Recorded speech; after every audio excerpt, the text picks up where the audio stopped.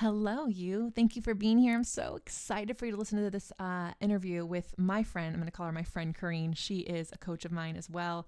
And she is, well, you're going to hear. You're going to hear she has this soothing voice. She has this incredible way of looking at things. She doesn't just like do anything without pausing and asking a question, and in the best way. She shares such great tips, multiple tips and multiple ways that you can connect more to who you are and really figure out where you're wanting to go. And she is literally the person that changed the trajectory of what Brad and I were going through when 2020 started. In fact, oh my gosh, y'all, little story about this. So she and I were introduced by a mutual friend. She got on an hour-long conversation with me, which was like fucking just how generous and abundant she is. And then she did a call with my husband, and I was like, yeah, I want us to work with her. She is our like missing link to where we want to go and where we want to grow. And we were like, yeah, jazzed about it. We had breakfast on my birthday of 2020. And so amazing breakfast, like wouldn't have happened if I hadn't forgotten that I had to teach someone. I totally did forget, and I was totally at breakfast with her. And then ran into a friend, my friend's new fiance. He's like, look, I got engaged yesterday. It was this crazy morning, right? And then not an hour later, we get the news that Kobe Bryant had died. And then like, that was I was like, what an interesting way to start the year. And you'll hear Kareen talk about how she believes like New Year's is like her birthday. And I always have treated my birthday as like my New Year's. I'm like, well, we're just not going to see any of this as like, this is like, what a weird sign. Like I had a birthday with a woman I truly believe is going to change the trajectory of where I'm going, help me really help me step into what my power is. And then all this like ick happens.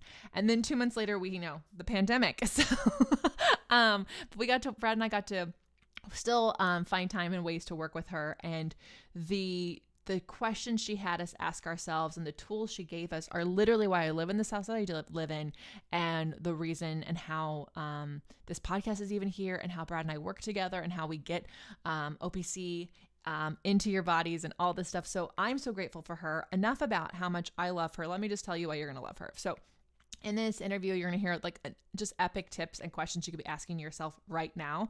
And so if you are on a run or you're out doing errands, just save this episode and re-listen to it. I still want you to listen to it now, because I do think that some things are going to get your mind going. But no, thank goodness it's a podcast. You can re-listen. And also make sure you check out at the end, she has an awesome tip you can do right now, but also a great resource link for you with all of her resources, which I promise you will dive into and fall in love with. So Kareen she is just an incredible light, and she is also she's also an amazing strategical coach. There are some words that I promise you I will learn on this podcast as you listen to me. I want you to see her entire bio in the show notes, because I promise you'll be like, whoa, what a badass. And she truly is. She's also the host of Your Badass Journey podcast, which I listen to every single week. If you follow me on Instagram, I share it a lot because there's always a takeaway that I get out of it. And she really helps, she really loves helping people align their core values and help them thrive. And you will so see this in this. She has been the CEO of Revampologist, that's her business. And she has been in 17 years of being entrepreneurial. There's so many things. If you're not an entrepreneur, this is still a podcast for you, because I promise you the questions she asks herself every year when she's reflecting and everything are things you should be asking yourself, no matter if you work for someone or you work for yourself. So without further ado, I could just keep going on and on, but I just want you to hear her words and hear her tips about life and what you should be doing right now. And I can't wait to hear your takeaways. So we'll be here with the interview in just a quick second. Welcome to the Be It Till You See It podcast, where we talk about taking messy action, knowing that perfect is boring. I'm Leslie Logan, Pilates instructor and fitness business coach. I've trained thousands of people around the world, and the number one thing I see stopping people from achieving anything is self-doubt. My friends, action brings clarity, and it's the antidote to fear. Each week, my guests will bring bold, executable, intrinsic, and targeted steps that you can use to put yourself first and be it till you see it. It's a practice, not a perfect. Let's get started.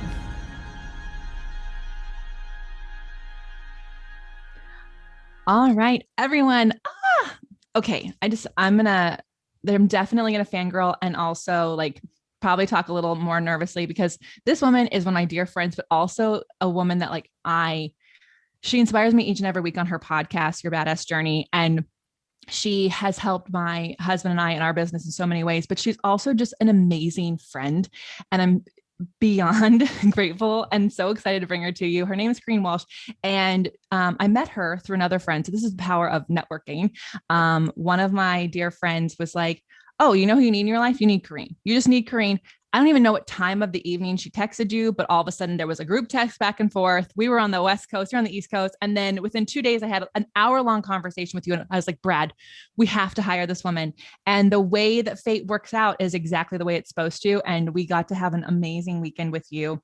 You're such an incredible helper of all people, but you specifically really do help people strategize and really make sure that their business is working for them. But we have so many things we could talk about. So Kareen, thank you for being here. Oh, Lesley, hanging out with you is always a highlight for me. And what I love the most is when we can Marco Polo each other, energetic, hey, thought of you. This is something that you need to, just hug on. Or I mean, all our dog pics, the whole thing. But thank you so much for having me on your show. Congratulations for launching your podcast. I'm super excited to be able to serve your audience today.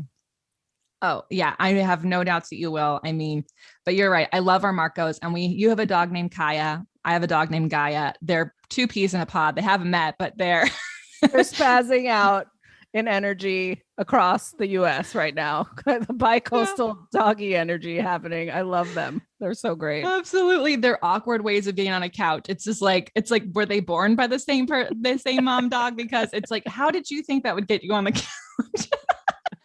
Anyways, if you're a dog lover out there, you totally understand. So, Kareen, we met because of what you do with businesses, and it's if people who don't know, Brad and I used to do different roles in the business. I was called the CEO. I was everyone went through me, and I'm like, I hate this. This is terrible. Yeah. I'm not happy in my business. And just by you giving me and Brad and I permission to shift our roles and actually step into that in a different way, it's been crazy helpful and insightful. And I just wonder, can you check? Cause I think there's a lot of people out there who are happy, they are doing what they want to do, but they're not happy in that. And what is that shift of the role mindset? Yeah. So I think what happens when we embark into entrepreneurial ventures, right? Or thinking we want to start our own hustle, or even in our own career life, we either feel like we have to do it all because there's no one else, because it's our idea. And we think that there's a way that if we don't do it, it's not going to happen the way we want to do it. And I think that we forget to pause and ask ourselves, is this actually what I want to be doing? Am I in my zone of genius? Am I at the highest level of fulfillment in it?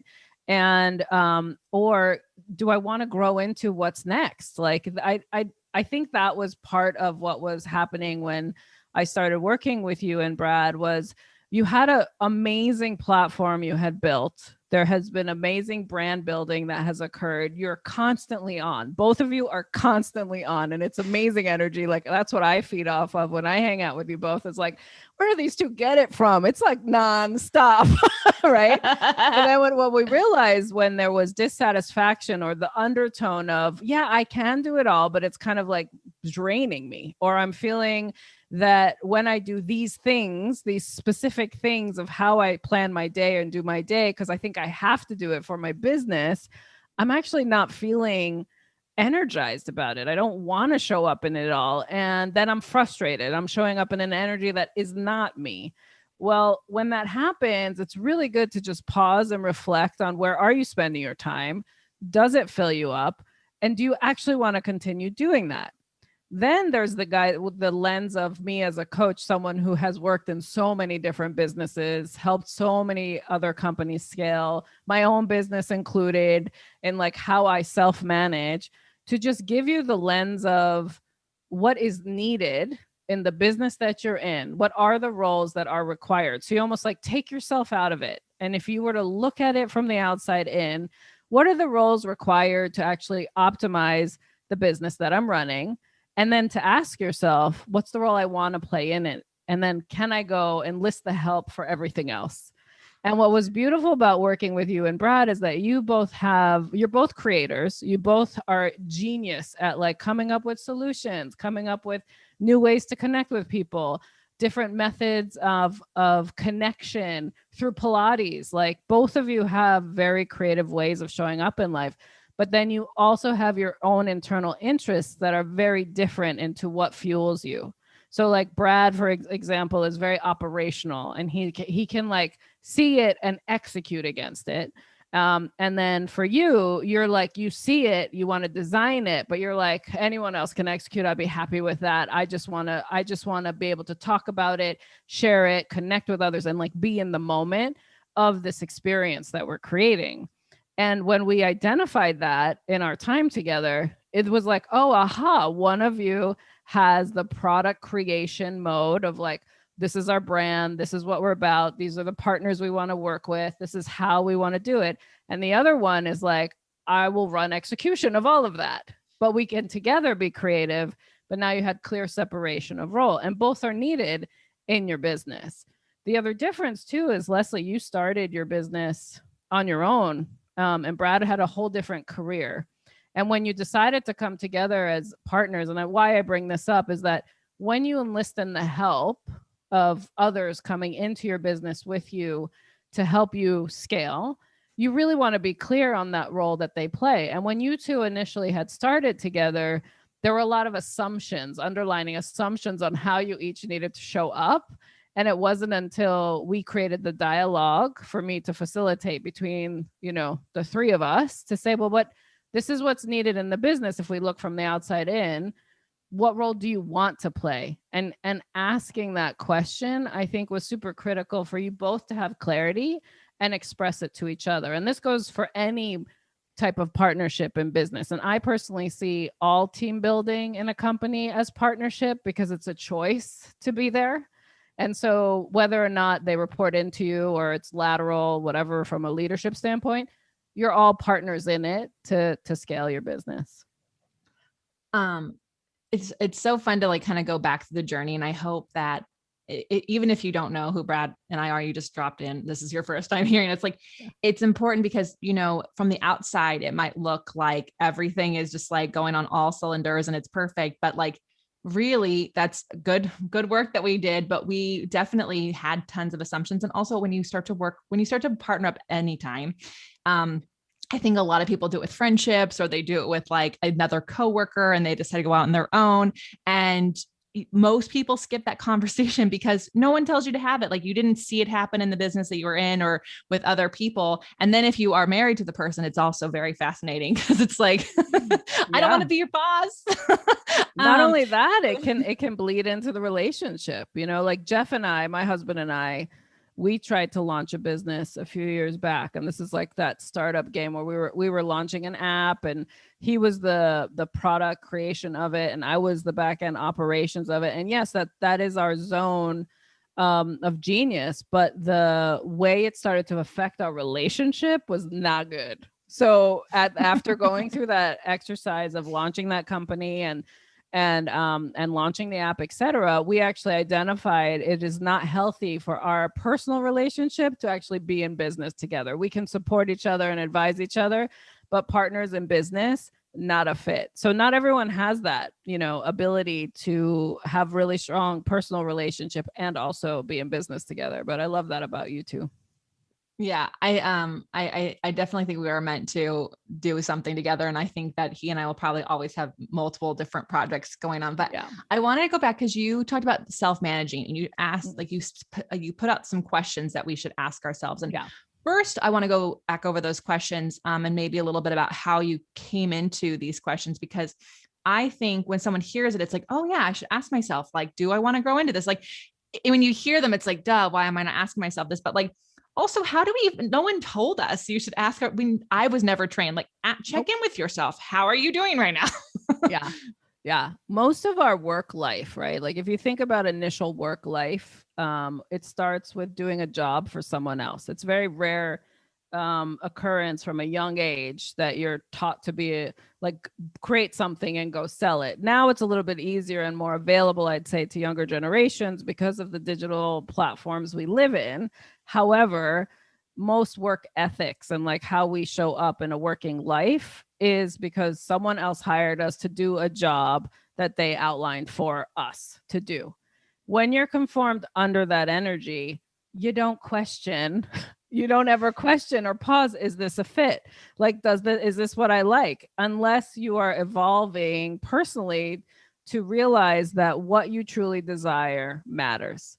And like you said, from my podcast, it's all about aligning what you love with what you do. Like, that's what I'd love to share all these guests on their badass journey and like showing the fact that what you once might have learned or were conformed to do in order to earn something doesn't necessarily mean it has to fit on top of you for the rest of your life. So there's a power in that pause, right? There's a power in evaluating. And I generally would start the evaluation process. It generally happens around my birthday. Like it's more as opposed to like New Year's Eve. I consider like my birthday, my New Year's Eve, like because the whole new year is starting.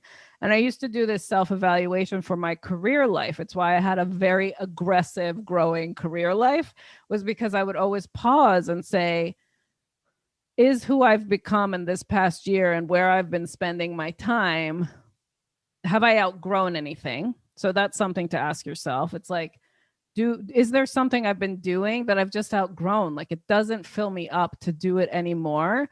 I've mastered it and I'm seeking something else. Have I outgrown it? Because when you ask that question, you're giving yourself an opportunity to realize, oh, cool, I've mastered that, but I don't want to do it anymore. So now it's time for a growth spurt. Like, what else do I? And then that's the second question. What would I like to be learning next? Or where would I like to be taking my expertise next in order to evolve? Like, what do I want to step into?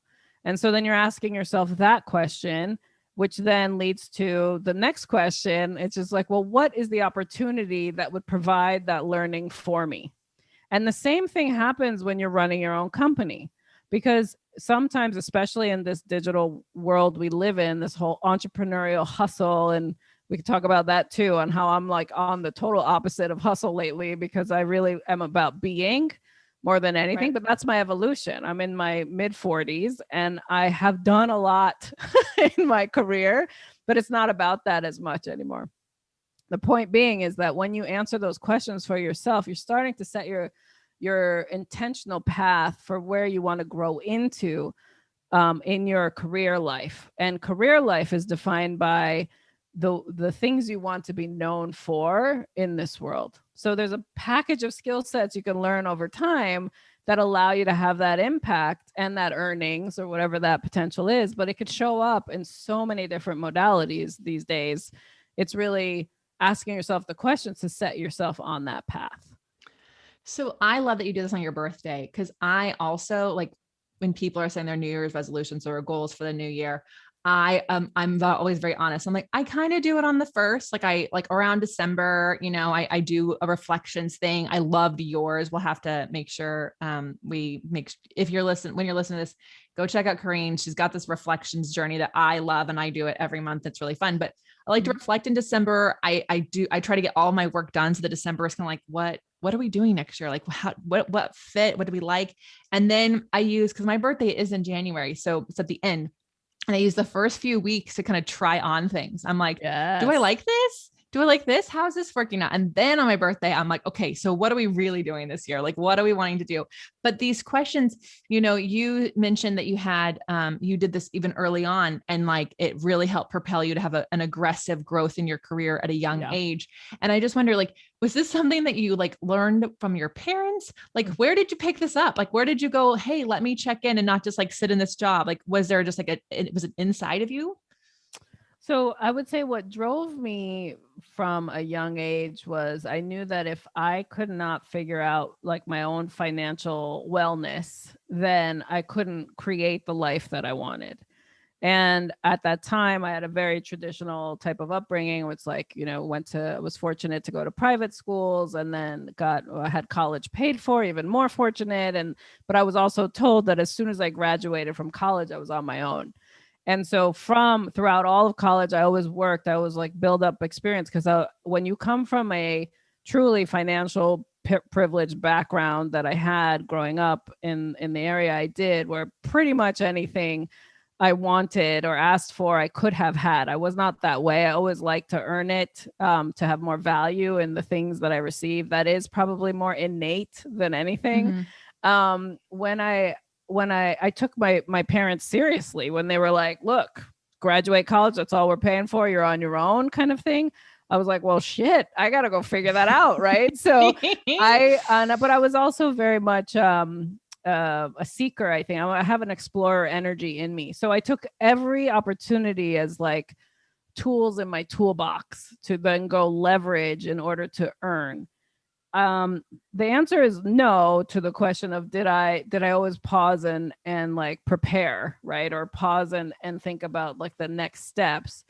What I was more so aligned with was observing behaviors of others, the environment I was in, and how my health breakdowns actually demanded that I start to pause and question how best to do this. Because if you can think about this fear of like not having enough financially to have food on the table, right? Which a lot of people go through. And I definitely, even coming from like the affluential background I came from, that's how I felt when I was first starting my career, that I was on my own and I had to make it for myself.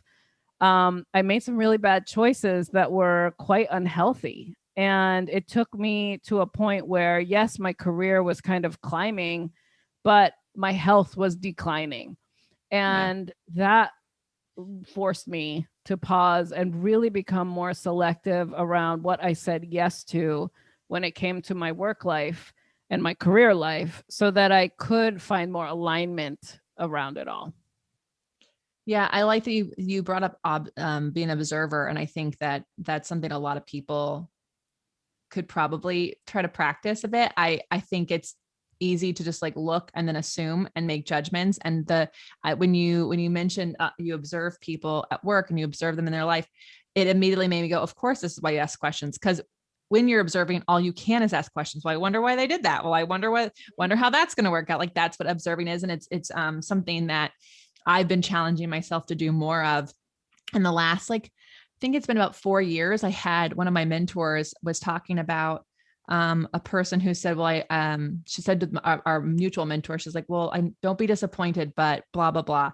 And the mentor said, how can I be disappointed? I'm just an observer in your life. And I was like, what does that mean? How does one be an observer of life? And like, and it was a fascinating, exploration for myself. I'm like, how often am I observing? And like, what does that look like? And it does change the way you see things. And then the questions just come out of you because your brain is always looking for answers. I want to talk a bit about you being a time bender. I've heard you mention this on your podcast, and this intrigued me because I'm like, I love creating time. Like in the book, The Big Leap, he talks about like Einstein time and Newton time. And like, you can actually like create time when you're in the flow. Yeah. So can you talk about how does one become a time bender? How did I get typed as a time bender? Well, time bender is the actual term used when, if you do the human design assessment, I'm a manifesting generator and we are typed as time benders. Like it is this ability to visualize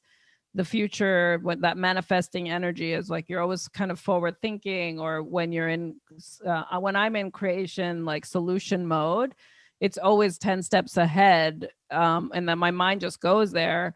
And in essence, that's time bending because I can put myself in that future state and then bring it into the now. That's how I define it. That's the manifesting side. And then the generator bends time because it's all about the doing and the efficiency around process. So if you could imagine, you could speed up time as a generator, time bending energy, because not only have you seen already where you're going, but now you can help get it there faster due to efficiency. So I didn't really understand that part of me or articulate it that well about myself until I did the human design assessment, but I freaking loved it. I'm like, of course I'm a time bender. Like it has never been, it has never been explained to me that way, but I so see it now, even clearer having that terminology, because like we started talking about your sessions and time with me.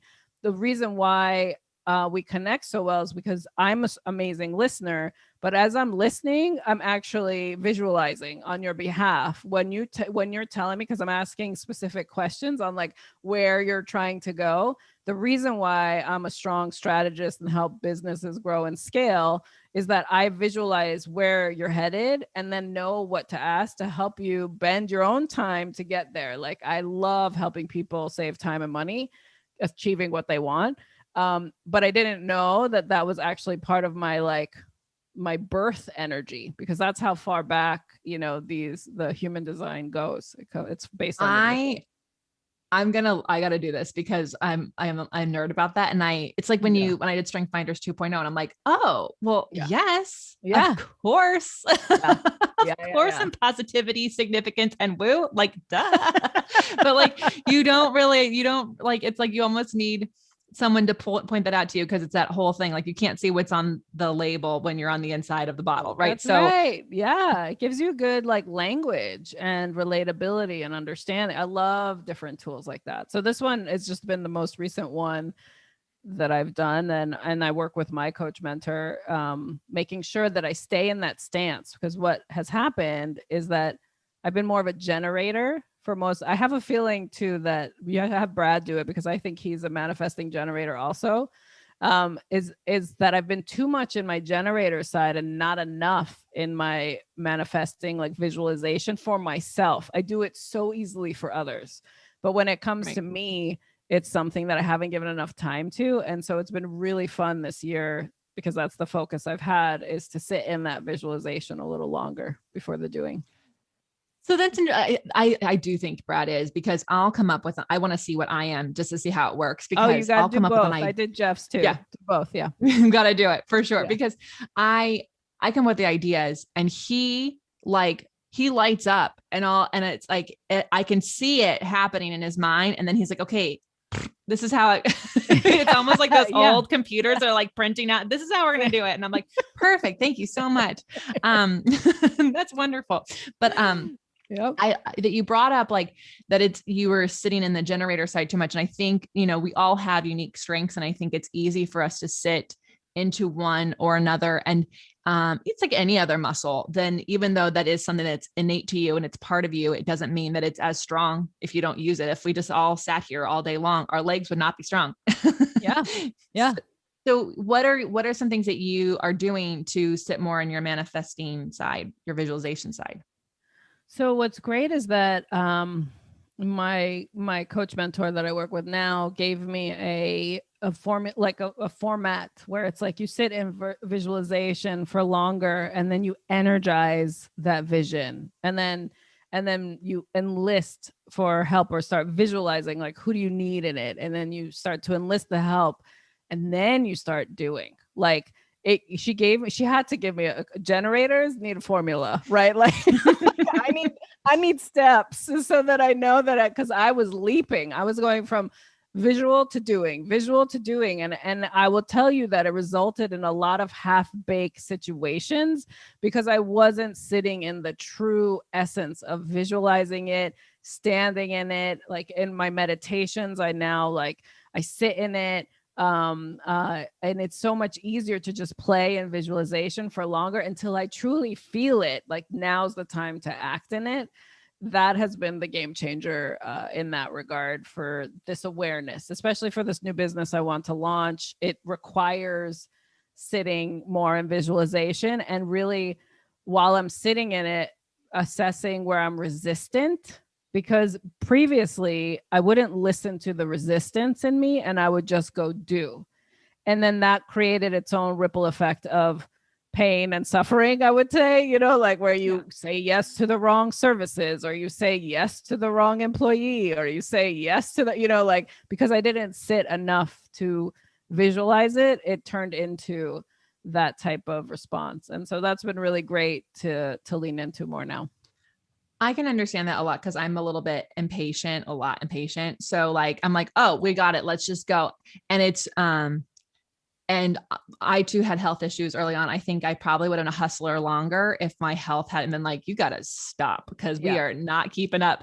And, and it's really funny, like how your body will start screaming at you if you just don't listen to it. And so, I too am like, I think there's a time for a hustle, and then you got to know when to put the brake on and like get into the groove. Yeah. Like take in the sights, take the scenic route. And so I for many years was not listening to the resistance. And even now I can find myself like going, you should be doing this. Like, you should listen to what's happening right now.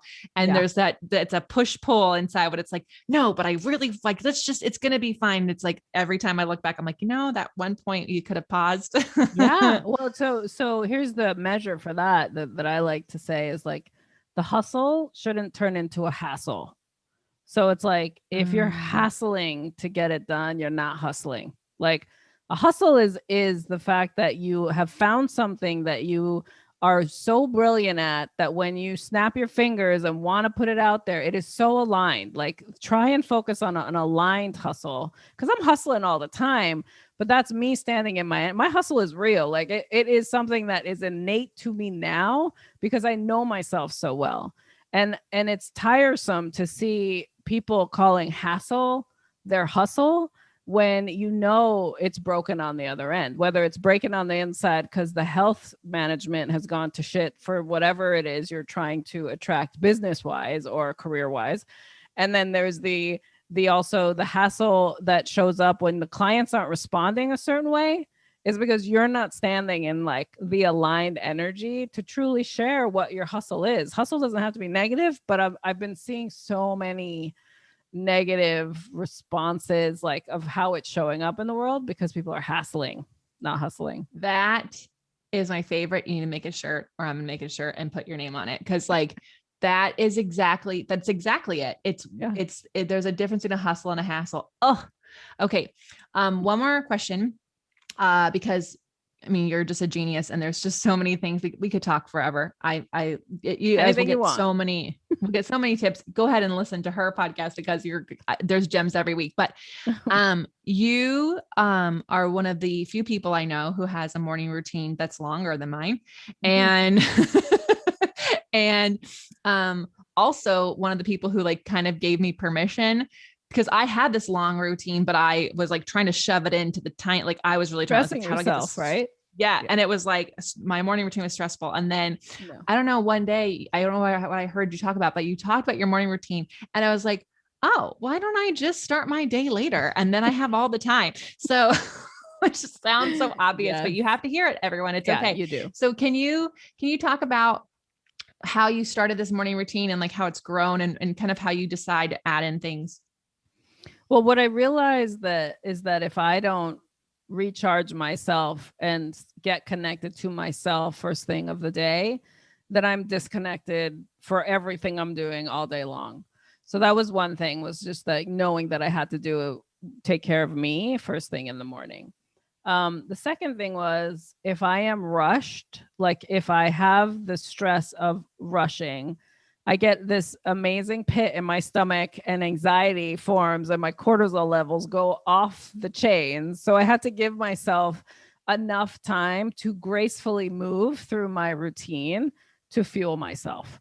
So I would say that it wasn't until maybe, and I do this whenever I travel too, but I think I've been in this routine now for has it been like almost 4 years? Like I'm last year was such a time warp that but let's just say it's like for, and even through last year, I continued. Like this has become so much a part of me.